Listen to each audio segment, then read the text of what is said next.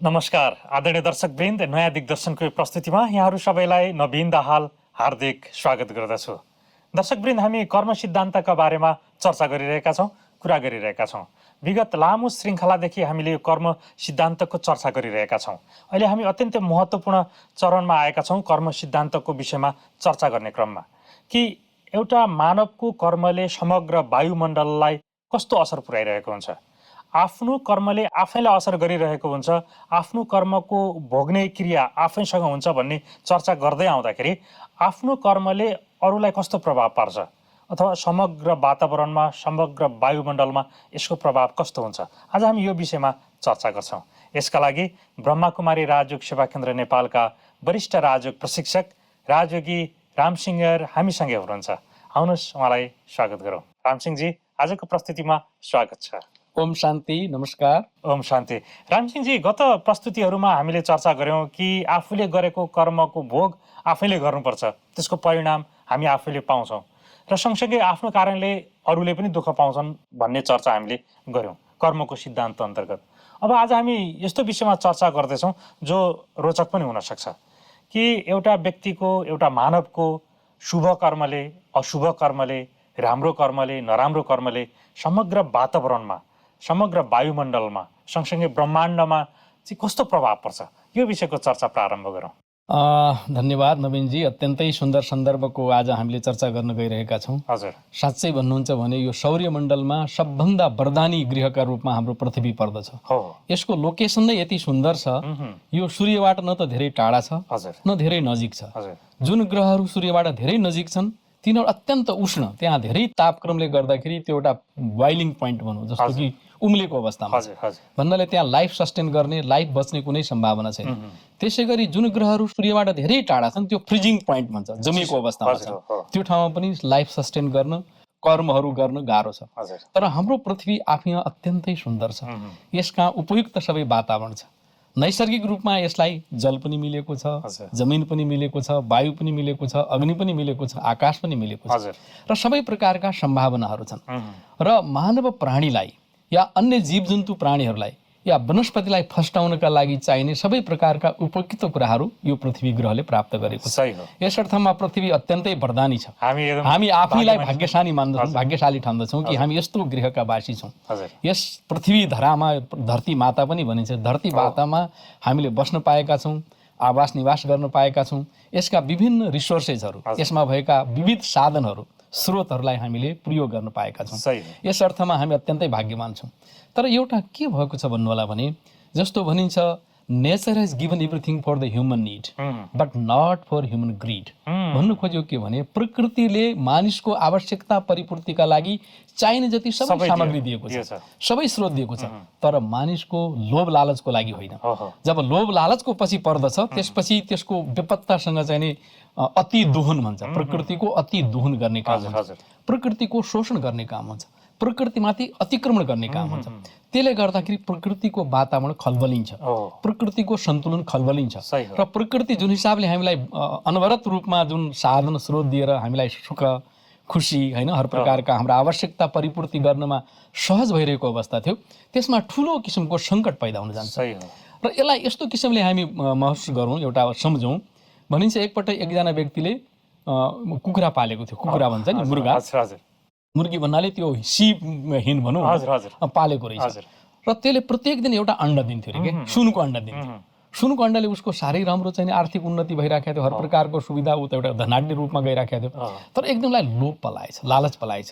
किन दिनको एउटा मात्रै, यसभित्र त हजारौँ कति अन्डा हुनसक्छ, एकै दिन मैले चाहिँ त्यसलाई निकाल्यो भने त भइहाल्छ भनेर एक दिन उसले त्यो लोभ लालच वृत्तिमा त्यो कुखुरालाई मारेछ र कुखुरा पनि मर्यो, सुनको अन्डा पनि गयो। भन्या जस्तै अहिले मानिसको अथाह लोभ वृत्तिले गर्दाखेरि प्रकृतिमाथि जुन किसिमको अतिक्रमण गरियो र प्रकृतिका सरसाधनहरूलाई जति जुन हिसाबले शोषण गर्ने काम गरियो, जुन हिसाबले दोहन गर्ने काम गरियो, त्यसको परिणाम संसारको सबै प्रकारको सन्तुलन, वातावरणीय सन्तुलन, जलवायुको अवस्था र समग्र विश्वको जुन किसिमको चाहिँ एउटा भनौँ न प्रदूषण हो, त्यो प्रदूषण बेपत्तासँग बढ्दै गएको छ। त्यसैले यस्तो अवस्थामा यो सबै मानव क्रियाकलापकै कुरा हो।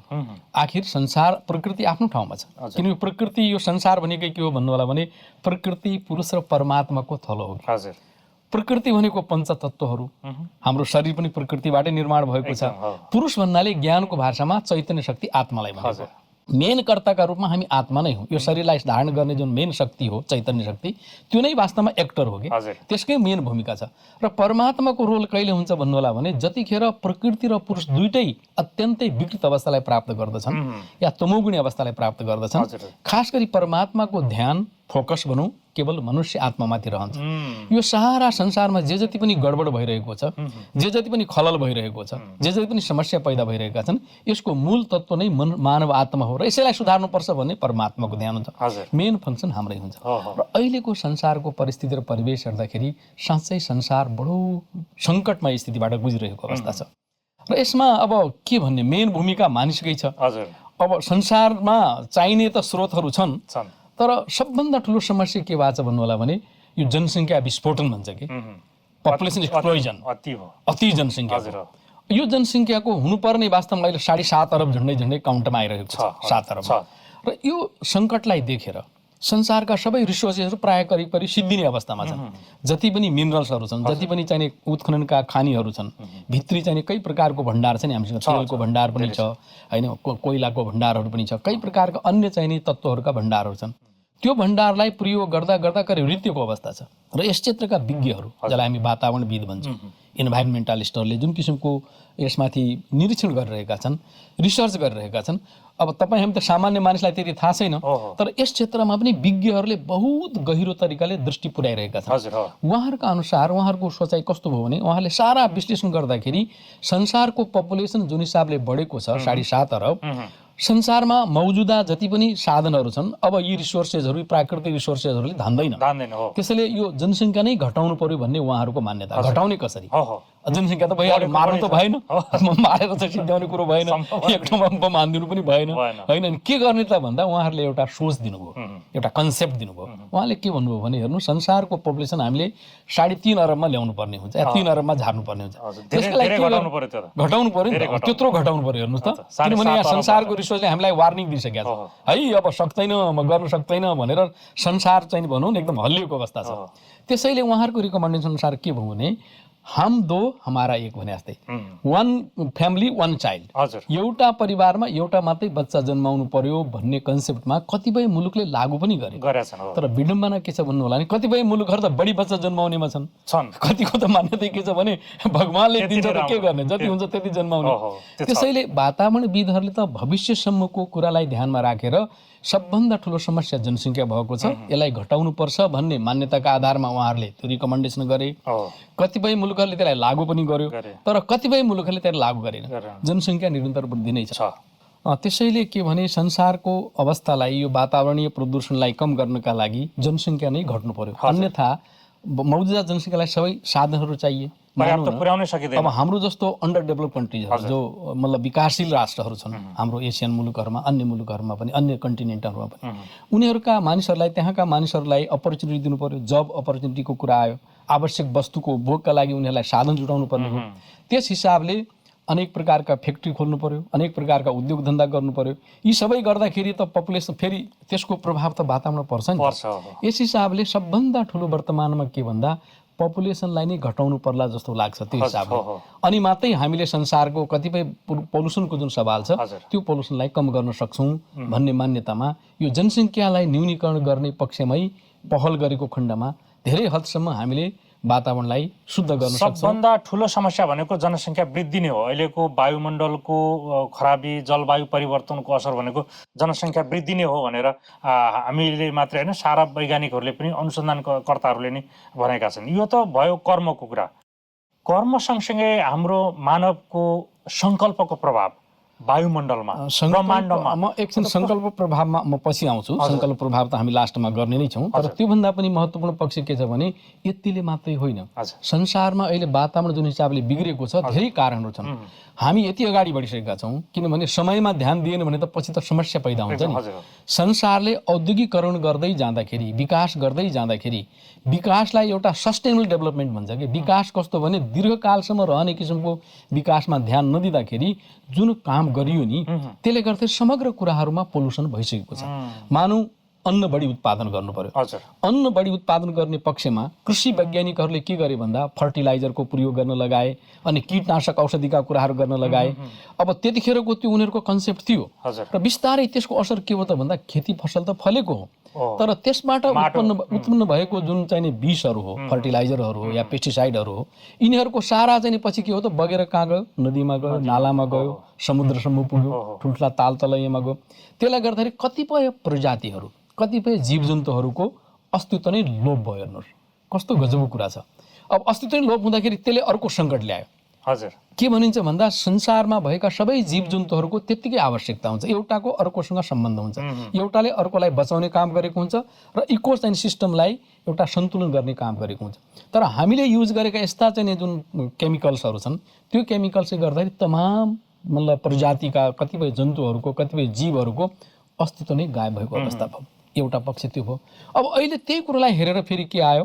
अब कृषि वैज्ञानिकले के भन्छन् भने होइन, अब यो फर्टिलाइजर युज गर्नु हुँदैन, यसले गर्दाखेरि जमिनलाई पनि पछिल्ला दिनहरूमा सुरुमा जस्तो अघि हामीले भने मुर्गाबाट चाहिँ एकैचोटि चाहिँ सबै चिज तान्ने कुरा भयो, बढी उत्पादनका लागि यस्ता केमिकलहरू हामीले राख्यौँ, तर पछि त्यही के भयो त जमिनलाई बज्जड बनाइदिने होइन, एउटा मरुभूमिको रूपमा बज्जड भूमिका रूपमा कन्भर्ट गर्ने कुरा भएको हुनाले होइन, फेरि चाहिँ हामीले अर्ग्यानिक मलकै प्रयोग गर्नुपर्दछ, कम्पोस्ट मलकै प्रयोग गर्नुपर्दछ भन्ने किसिमको कुरा आयो। हुँदै जाँदाखेरि अहिले त हाम्रो ब्रह्मा कुमारीले के भन्दा यौगिक खेती होइन, मनोबलबाट पनि हामी खेती गर्न सक्छौँ भन्ने कुरा आयो। एकापट्टि यो पनि एउटा समस्या भयो हेर्नुहोस्, र यसमा पनि सुधारका पक्षहरू अगाडि सरिरहेका छन्।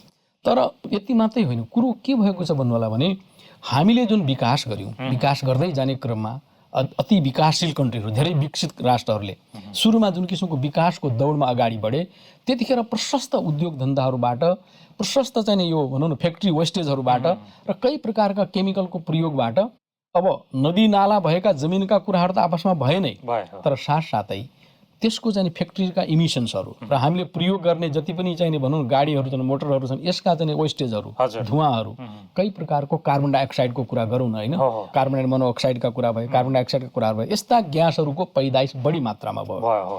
नियमले के भन्छ भने जति कार्बन डाइअक्साइड हो त्यो जङ्गलले, झाडले, रुख बिरुवा वृक्षले प्रयोग गरेर चाहिँ त्यसलाई अब्जर्भ गर्नुपर्छ, कन्ज्युम गर्नुपर्छ, त्यसलाई उपभोग गरिसक्नुपर्छ र उनीहरूबाट प्राप्त हुने अक्सिजन हामीले लिनुपर्ने हुन्छ।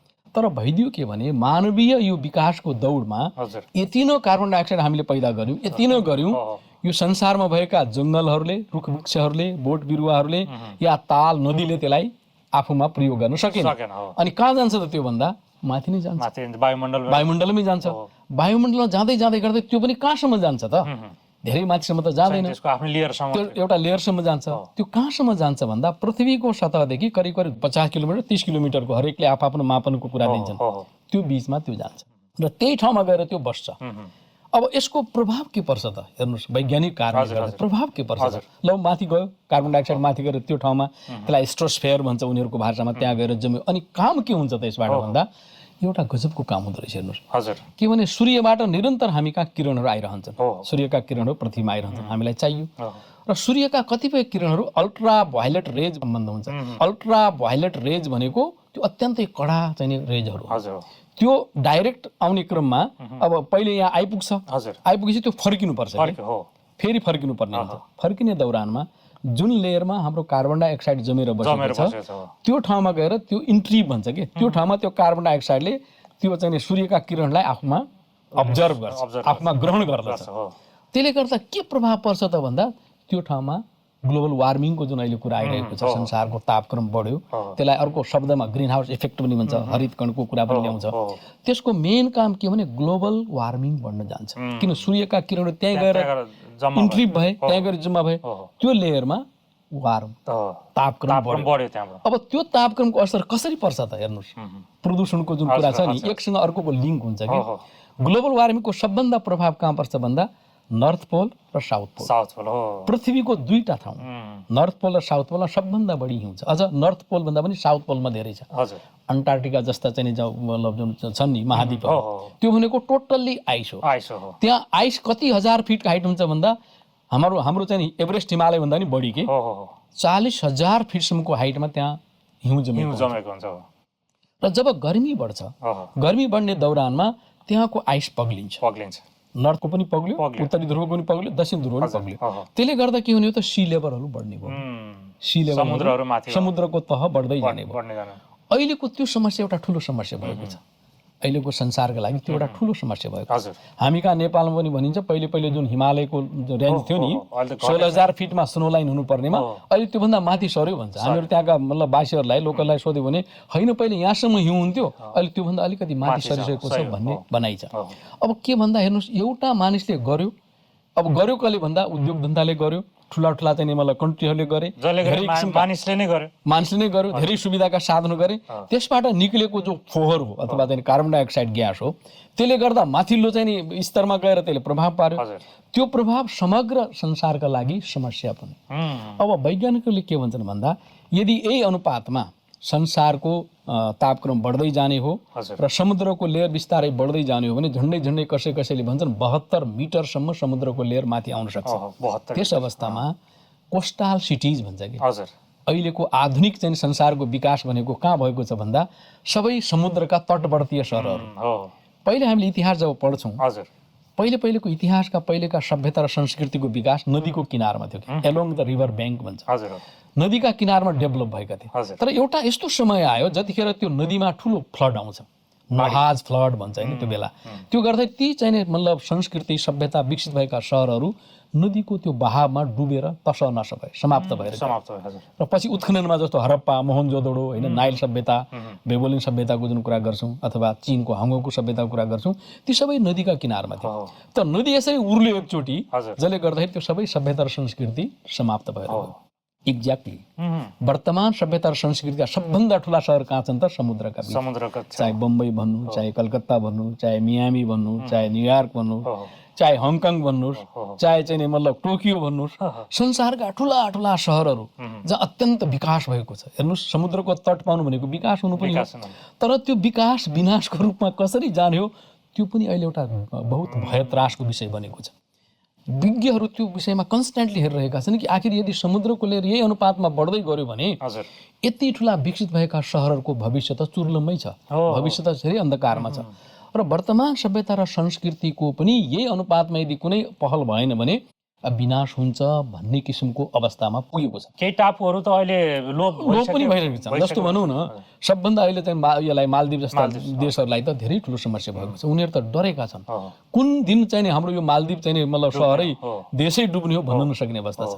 यो केले भन्दा पोल्युसनले गर्दाखेरि। आखिर काम के हो त? एउटा देशले गरेको कामले सारा संसारलाई प्रभाव पार्यो कि पारेन?